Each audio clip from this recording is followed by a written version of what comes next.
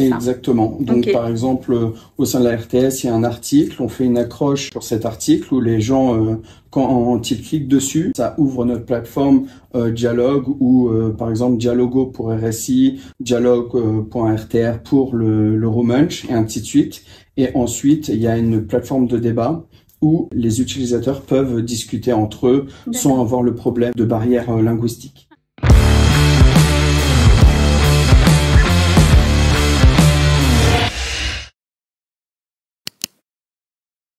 Bonjour et bienvenue sur Happy Dev Decoding. Aujourd'hui, je reçois Anthony Thomas, software développeur. Bonjour Anthony, comment ça va aujourd'hui? Bah, ça va très bien, et toi? Ouais, ça va super. Donc l'idée aujourd'hui, c'est un petit peu que tu puisses te présenter, nous expliquer ton parcours professionnel et puis nous permettre de comprendre comment est-ce que tu en es arrivé jusque là où tu es aujourd'hui. D'accord, donc moi je me présente Anthony Thomas, j'ai 31 ans déjà. Je suis software développeur où j'ai pu commencer par faire une formation en programmation avec le langage C. Ensuite, j'ai fait plusieurs stages, dont le développement Android, iOS. Et ensuite, j'ai trouvé mon premier boulot en tant que web développeur, où j'étais déjà responsable de la partie web. Alors, tout simplement, j'étais tout seul, donc j'étais forcément t'étais responsable de toi-même. Voilà. Et ensuite, j'ai voulu aller en Angleterre pour améliorer mon anglais. Donc, et tu parlais déjà anglais ou pas? Moyennement. The car is blue. Ah ouais, effectivement. Tu revenais de loin.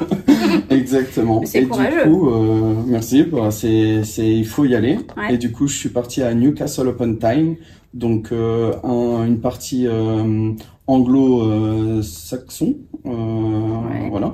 Et du coup, je suis parti là-bas et c'était un accent les plus difficiles de l'Angleterre à comprendre. Donc, c'était un peu le défi pour moi de m'immerser à Newcastle et ensuite de trouver un boulot en tant que software développeur, dont j'ai pu réussir à l'obtenir et ensuite être par la suite responsable de la partie AWS de 15 personnes en développement à IAM Property. Ok. Et ça n'a pas été trop dur d'arriver à monter en compétence sur l'anglais, justement, au fur et à mesure?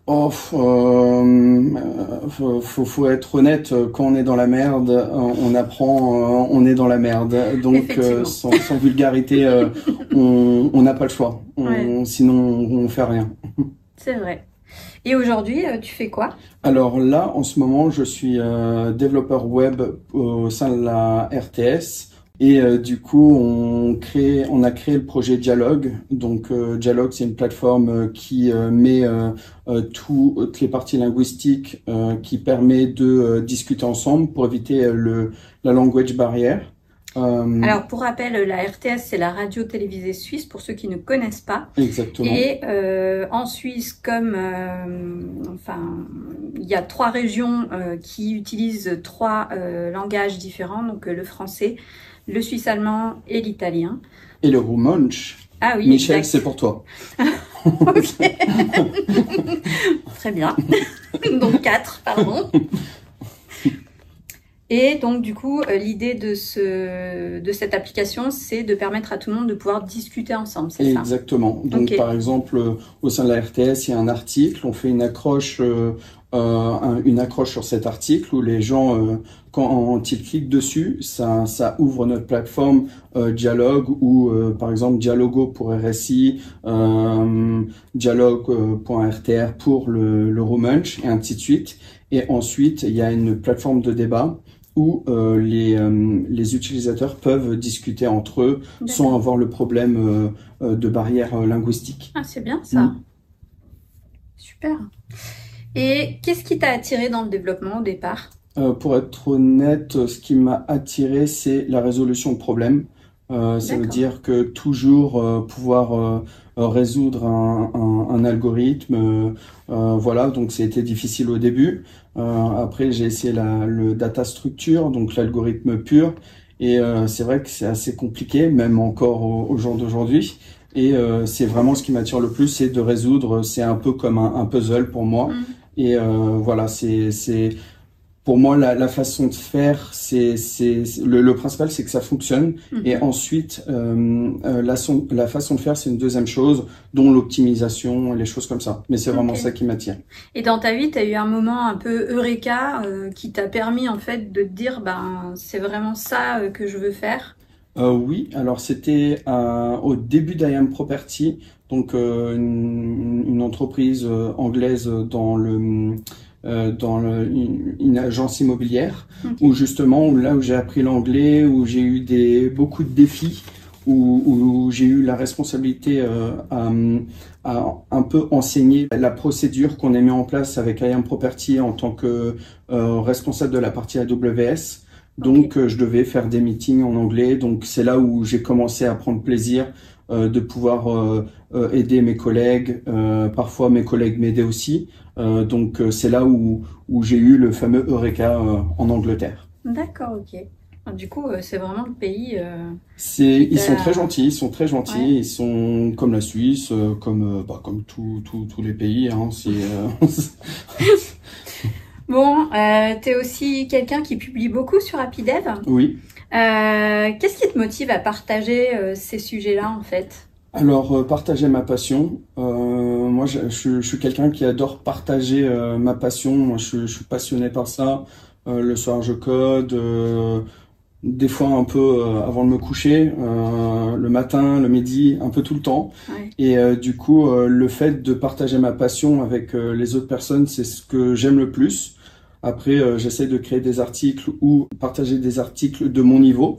Donc, bien évidemment, je connais pas tout. J'ai pas une expérience assez poussée pour mettre de choses plus complexes. Mais j'adore partager, qu'on me donne des feedbacks positifs ou négatifs. Comme ça, si c'est constructif, bien sûr, c'est là où on peut apprendre des autres.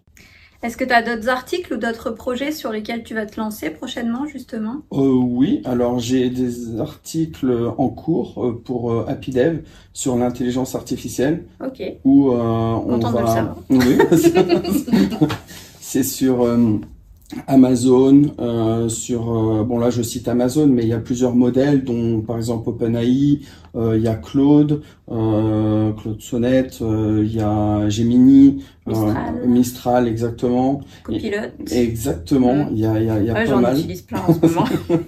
Et du coup, c'est vrai que c'est un peu la tendance en ce moment, donc je me suis dit pourquoi pas publier un article sur l'intelligence artificielle, parce que voilà, c'est la tendance, donc il faut partager ce que je connais et que les autres puissent aussi partager leurs connaissances via le système de commentaires. Et du coup, ça peut être très intéressant, et j'ai aussi plusieurs projets en cours, dont je fais des projets NPM package, donc des packages pour les développeurs, où ils peuvent utiliser, dont les avatars, le système d'avatar. Ah oui, il faudrait que tu me montres ça d'ailleurs. Exactement. Ouais. Là, j'ai mis une petite pause parce que j'ai eu plein de choses à faire. Et j'ai créé aussi un package snippet, donc c'est comme un genre de carré où tu peux mettre un code highlight. Ça veut dire que c'est du code avec des couleurs. Tu peux choisir ton langage, tu peux choisir la couleur, tu peux mettre des fonctionnalités. Comme ça, les développeurs, ils n'ont pas à recréer tout ce qui from scratch. En fait, ils utilisent le NPM package pour ensuite l'utiliser. Donc comme ça gagne du temps de développement. Et dans quel cadre ils peuvent utiliser ça justement? Pour tous les projets. Je l'ai fait exprès avec du JavaScript pour que ça soit accessible dans la plupart des projets. Comme ça, au moins, le développeur, il se dit, bon, je dois créer ça, il y a déjà quelque chose qui existe. Bon, avant que je fasse le mien, il y avait d'autres choses qui existaient aussi, mais j'avais envie de créer un package pour le plaisir de coder. Ok. Oh, c'est nickel. Bon, moi j'ai testé l'OCR de Mistral dernièrement, qui est vraiment super d'ailleurs, parce qu'on me l'avait vanté et je me suis dit je vais regarder comment ça fonctionne. Tu vois, moi à mon petit niveau, je fais des trucs à mon niveau. Et d'ailleurs, je mets un point là-dessus. Donc ça, c'est pour Nathanaël qui écoutera la vidéo, parce que je lui ai dit qu'on allait tourner une vidéo. Ok. Bonjour Nathanaël. Donc c'est un très bon développeur, une personne exceptionnelle. Et du coup, je crois que c'est Nathanaël qui avait trouvé ça. On arrive à différencier quel outils utilisent quel modèle. Par exemple, il y a des modèles comme OpenAI, Claude. Du coup, il suffit juste de lui raconter une blague. Donc, par exemple, on dit raconte la meilleure blague. Ah oui, je l'ai fait ça aussi. Voilà. Et du coup, si tu as une blague sur le plongeur, sur un plongeur, je crois, qui met la tête, pourquoi il met pas la tête en avant ou à l'arrière, je sais plus trop quoi. Donc, c'est le modèle Mistral, je crois. Et pour Claude, c'est pourquoi les fraises sont à cheval, parce qu'ils font tagada, tagada. D'accord. Ou je sais plus quoi, mais voilà. Des super blagues carambar, quoi. Exactement. C'est intelligent quand même, l'intelligence artificielle. Hein. Et puis j'ai aussi entendu dire que tu allais faire des masterclass sur HappyDev, c'est vrai ça? Exactement. Donc je vais proposer mon savoir-faire si c'est pas prétentieux. Et je suis à 7 à 8 ans d'expérience. Donc si je peux dire mon expérience, ce que je pense le mieux faire, en fait, oui, j'aimerais partager mes connaissances pour les jeunes qui débutent. Par exemple sur d'autres langages, par exemple le PHP, le JavaScript, et ça. ensuite enseigner sur HappyDev pour les débutants ou les intermédiaires. Ok. Et malheureusement super, pas les avancés parce que, en tout cas pas tout de suite. Oui. Bah, c'est déjà bien, ça fait des super projets. Exactement. Et dans ta carrière, quels ont été les plus grands défis que tu as rencontrés? Newcastle, c'est probablement le plus difficile. Partir à l'inconnu avec un accent qui est le plus difficile avec Liverpool à comprendre. Ah oui, c'est vrai, Liverpool. Ouais. Qui disent pas Are you alright, mate, mais ils disent Aristmate ou Nibosh. C'est vraiment un dialecte spécifique Geordie. Et du coup, c'était très compliqué. Et en tant que développeur, gérer une équipe de Geordie et d'anglais du Nord, c'était très compliqué. Donc voilà. Et j'avais des moments de détente le soir parce que c'est vrai qu'on trinquait assez régulièrement, et c'est comme ça que j'ai appris l'anglais, mais je me suis rendu compte le lendemain que c'était pas tout à fait ça l'anglais. Et est-ce que tu peux nous partager justement une réussite professionnelle dont tu es particulièrement fier? Par exemple, je dirais dialogue, parce que c'est un grand défi justement. Ça fait combien de temps que vous travaillez dessus maintenant? Ça fait, je dirais, 2 ans pile, je crois, ou quelque chose comme ça. Ouais. Donc on est tous les jours en relation avec les journalistes ou de chaque BU, dont romanche, italien, allemand, anglais et aussi français, parce qu'il y a Suisse Info qui y a l'anglais. Et du coup, c'est vrai qu'il faut dialoguer avec ces journalistes. Faut prendre en compte leurs demandes et ensuite le but c'est d'améliorer leur temps de travail. Ça veut dire que s'ils sont overbookés tous les jours et que nous, on développe des features pour eux pour qu'ils puissent relâcher prise entre parenthèses pour éviter qu'ils soient overbookés tout simplement. Donc pour moi, c'est une réussite. On a plein de choses à mettre en place. On utilise des technologies avancées, dont beaucoup d'intelligence artificielle. Donc ça, c'est pour Cyril. Hein. Beaucoup d'intelligence artificielle, donc un peu partout d'ailleurs. Et du coup, là, on a un projet au Hack Days, où il y aura des écoles d'ingénieurs. Bah justement, tu peux en parler. Qu'est-ce que c'est le Hack Days? Alors le Hack Days, alors moi j'ai jamais été, pour être honnête, c'est la première fois que je vais aller. Donc voilà. C'est organisé par la RTS. Ouais, exactement, c'est organisé par la RTS où il y a des écoles d'ingénieurs qui viennent au sein de la RTS pour en fait, on a différents projets, dont des projets sur l'intelligence artificielle, d'autres projets sur, par exemple, sur une application météo, je crois, météorologique. Et du coup, donc c'est des sujets qui sont choisis à l'avance et sur lesquels vous allez bosser, c'est ça? Voilà, à peu près. C'est par exemple, tu peux mettre une idée en avant, et ensuite on l'organise. Les étudiants où ils vont choisir un des projets pour travailler dessus. Donc moi, par exemple, je vais travailler sur PSI. Donc PSI, donc c'est les Américains. Il y a la Belgique, il y a l'Australie, il y a beaucoup de monde.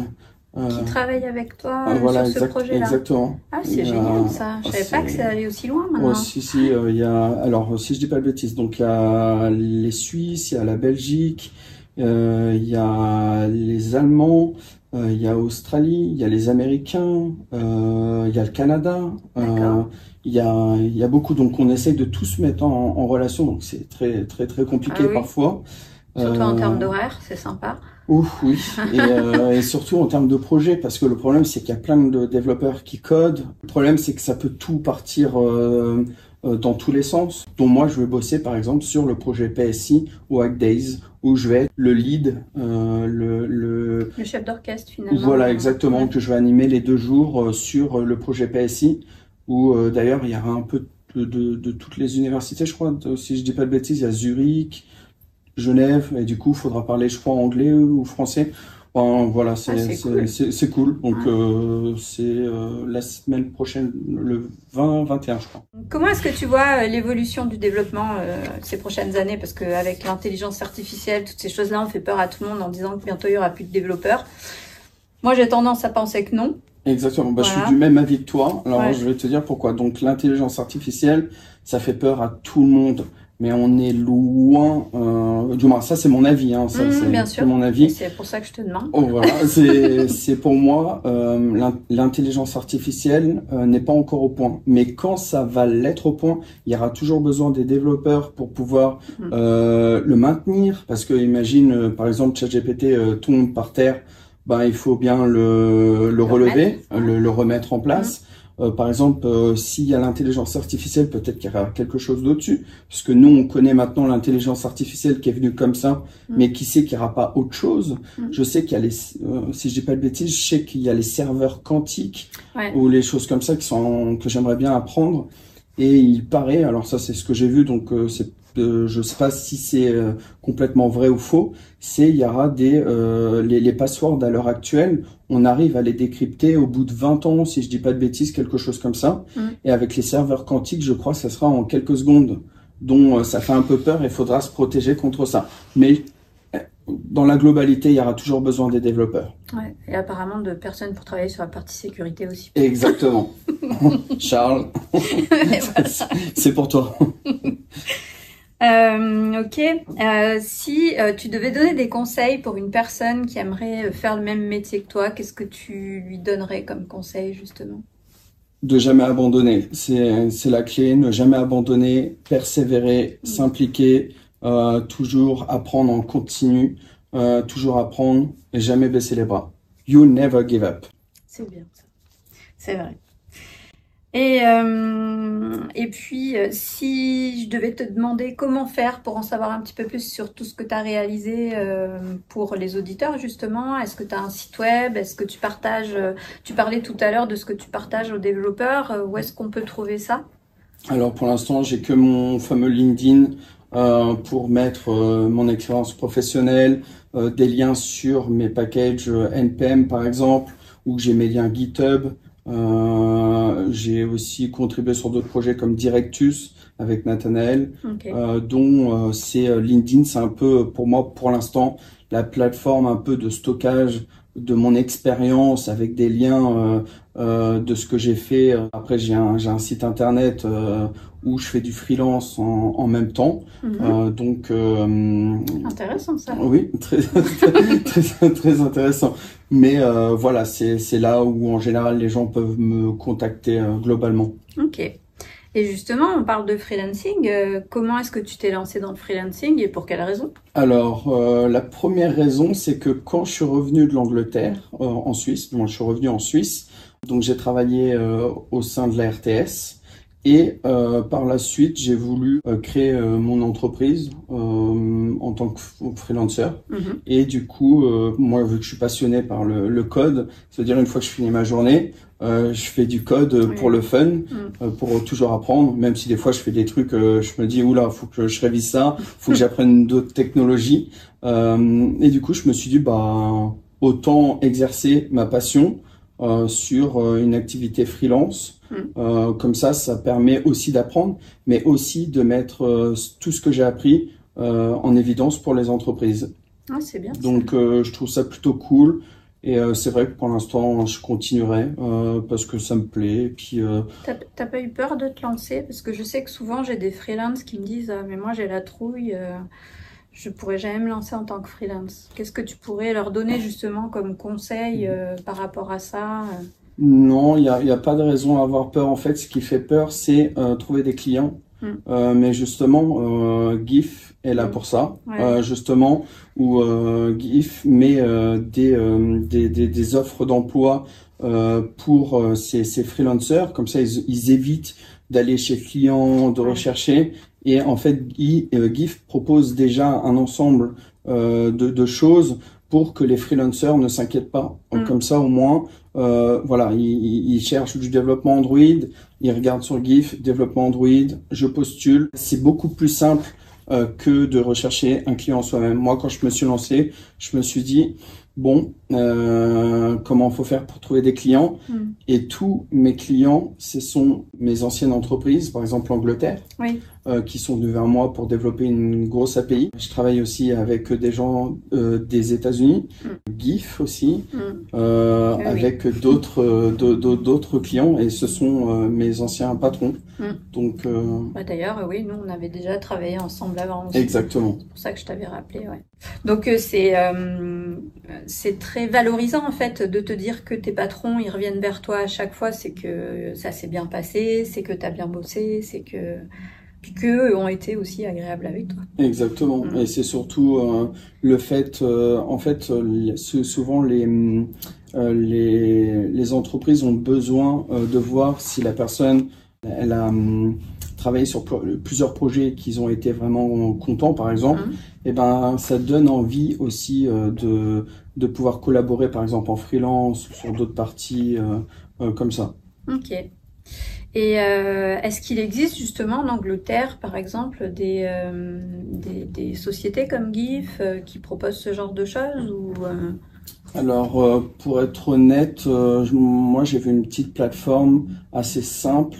Comme ça de nom, je sais plus trop c'est quel lien, quel site internet, mais c'est vrai que comme HappyDev et GIF, je suis pas sûr qu'il y en ait sur le marché en Angleterre. Je sais qu'il y a non, il y a Upfree. Il y a quelque chose, ouais, voilà. Ok. Et puis pour les gens qui ne savent pas où trouver donc nos offres d'emploi, elles sont présentes sur HappyDev. Et pour la partie contractualisation, donc c'est sur GIF que ça se passe, bien évidemment. Est-ce que tu vois d'autres choses, toi, à ajouter par rapport à ce podcast? Est-ce qu'il y a des choses que tu aimerais dont tu aimerais nous parler en fait? C'est vrai que en fait j'ai envie aussi de créer plein de trucs, entreprendre plein de choses. Et des fois c'est l'idée qui le déclenchement d'une idée. Ouais, la petite étincelle, ouais. Voilà, qui manque. Ouais. Exactement. Mais moi j'ai envie de développer, je sais pas, c'est peut-être prétentieux, mais bon, qui ne tente à rien. Et puis voilà, il faut faire des choses dans la vie. Et du coup, moi j'aimerais bien créer peut-être une société, je sais pas, en Suisse. Je l'ai, mais c'est plutôt une entreprise de freelancing, mais plutôt une société dans d'autres pays aussi, etc. Donc, faut juste jamais abandonner, quoi. Si je devais te demander aujourd'hui quelles sont tes compétences principales, justement, c'est quoi? Mes compétences principales, tout ce qui est technologie, langage de programmation. C'est vrai que j'ai plus d'expérience, par exemple, avec PHP. Attention à tous les gens qui vont dire que PHP n'est pas un langage de programmation. Alors, PHP, j'ai quand même beaucoup d'expérience avec. C'est vrai que JavaScript, React, il y a Next.js, la partie AWS, Python aussi, où j'ai au moins 5 ans d'expérience avec Python, les plateformes Amazon. Après, il y a un langage où j'aimerais bien continuer d'apprendre, c'est Java. Okay. Pour le fun.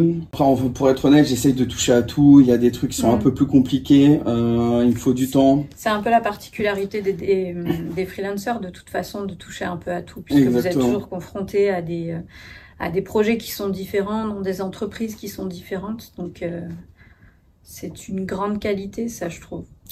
Alors oui, c'est vrai. Après, c'est vrai qu'il faut toujours être autodidacte, toujours être autonome, un peu indépendant. Ça veut dire que on a un problème sur un sujet précis ou un algorithme. Bon, on peut utiliser aussi ChatGPT pour les gens qui préfèrent.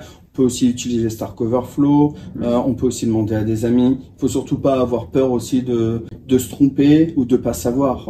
Tout le monde ne sait pas tout. Moi aussi, il y a plein de choses que je ne sais pas et j'ai juste soif d'apprendre. Du coup, il faut toujours aller se documenter, tout ça. Ah, c'est bien. Donc, si jamais vous cherchez un bon freelance, n'hésitez pas à contacter Anthony. Il est sur la plateforme GIF. Et je suis disponible même pour discuter avec vous si vous voulez des conseils ou même de participer à un projet open source. Et justement, pour en revenir à cette partie où tu disais qu'il était très difficile de trouver des clients, tu penses pas que les clients, enfin en tant que freelancer, tu penses pas que les clients, des fois, eux, ont peur aussi d'aller chercher des indépendants? Si, parce que le fait de trouver des indépendants, ils se disent que peut-être que ils ont un peu peur. Comment je pourrais dire, par exemple, typiquement, si je trouve une entreprise qui est intéressée pour un freelance, eh ben, il se dit peut-être que lui, il est tout seul dans sa boîte de freelancing et qu'il va pas assumer tout le travail. Et s'il n'y arrive pas à assumer, il n'y a pas de sécurité peut-être derrière. Alors que justement, je crois que GIF, il y a une sécurité derrière, c'est qu'on fait signer un contrat de compétence. Oui, un contrat, oui. Si je me souviens bien, un contrat de compétence où, voilà, c'est un contrat signé avec GIF et les entreprises.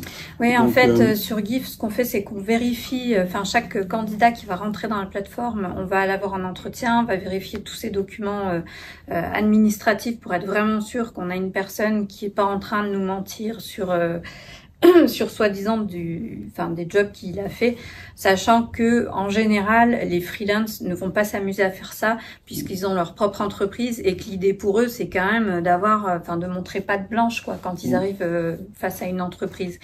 Et également, on fait la même chose de l'autre côté, même exercice, où on va faire en sorte de valider que les entreprises aussi soient correctes, qu'elles soient là aussi pour payer les factures à la fin du mois, parce que j'ai connaissance de pas mal de freelance qui malheureusement se sont retrouvés confrontés à des clients qui ne les payaient pas quoi. Donc en fait, c'est vrai que c'est très compliqué, c'est un marché où il y a deux poids deux mesures comme on dit. Maintenant, je pense qu'effectivement, il y a certaines entreprises sont encore assez frileuses pour les raisons dont tu parles. Ils ont aussi moi, ce que je pense, c'est qu'ils ont aussi peur de la déperdition de connaissances. Sauf que là encore, si les freelancers viennent travailler avec eux, c'est pas pour leur piquer leur job, quoi, enfin leur projet, parce que justement, ils aimeraient bien revenir après, pouvoir retravailler chez ses clients. Donc Puis l'avantage du freelancing, c'est par exemple dans une entreprise, il y a tout ce qui est par exemple CDD ou CDI. Le problème, c'est que si par exemple la personne ne fait pas l'affaire dans une entreprise, c'est un peu plus compliqué. Alors en Suisse, c'est différent, mais je sais que en France, c'est plus compliqué de virer la personne. Ce que je ne souhaite pas pour les personnes bien sûr, non, mais voilà. on s'entend quand on dit ça. Du coup, c'est l'avantage de freelance, c'est que voilà, j'ai besoin d'un développeur freelance. On va prendre cette personne-là. Au bout de 2 jours, je vois que par exemple c'est super, on peut continuer. Et l'avantage, c'est que l'entreprise peut dire écoutez, non, ça le fait pas, on peut arrêter quoi, comme on veut. Ensuite, je sais que c'est différent, on peut partir un peu comme on veut. Il n'y a pas vraiment de CDI, je dirais, du moins. Il y a quand même une période de sûreté d'à peu près 7 jours pour éviter que chacun se retrouve le bec dans l'eau. Exactement. Mais après, voilà, c'est une personne aussi qui, en général, arrive avec une certaine expérience, qui est capable de travailler sur le projet peut-être plus rapidement, parce qu'il a déjà été confronté, ou elle a déjà été confrontée à ces problématiques dans d'autres entreprises. Donc, Du coup, j'ai une question aussi pour toi. J'ai vu que tu es implanté à Genève, et du coup, je voulais savoir si tu voudrais t'implanter au Canada, en Australie, aux États-Unis, en France ou dans d'autres pays? Alors, l'idée effectivement de la société, c'était déjà de bien la pousser sur le territoire suisse, puisque c'est celui que je connais et que mon associé connaît aussi. Et après, effectivement, on a des velléités à partir au Canada, principalement sur la partie québécoise pour commencer, parce que moi, c'est vraiment un pays que j'adore. Charles, lui, il aimerait bien qu'on s'implante aux États-Unis parce que lui, c'est un pays qu'il adore aussi. Bon, moi, j'aime bien aussi, hein, je vais pas me le cacher. L'Australie, oui, on a commencé un petit peu à réfléchir à ça. Peut-être d'autres pays, effectivement. Après, je pense qu'on n'a pas de limite. Je pense que c'est un modèle qui devrait normalement bien arriver à fonctionner. Donc, si ça fonctionne quelque part, je pense que c'est quelque chose qu'on peut recopier ailleurs et façonner en fonction de ce qui se passe dans les différents pays à chaque fois. Limitless. Ouais, c'est ça. Je pense qu'à un moment donné, faut pas se mettre des barrières. Je pense qu'il vaut mieux rêver. Rêver toujours plus loin. Exactement. Plutôt que de s'arrêter et de se dire c'est bon, j'ai fait ce qu'il fallait, je m'arrête là. Ce que je dis toujours, c'est que des fois, moi, je rêve un peu trop. Mais même moi, je le sais que je rêve trop. Mais je me dis qu'au moins, c'est bien de rêver. Parce que si ça n'existe pas, au moins, j'aurais rêvé. Donc, je saurais un peu ce que c'est dans ma tête. Alors que si je rêve pas, ben, au final, je sais pas, c'est ennuyant, quoi. C'est boring. C'est ça.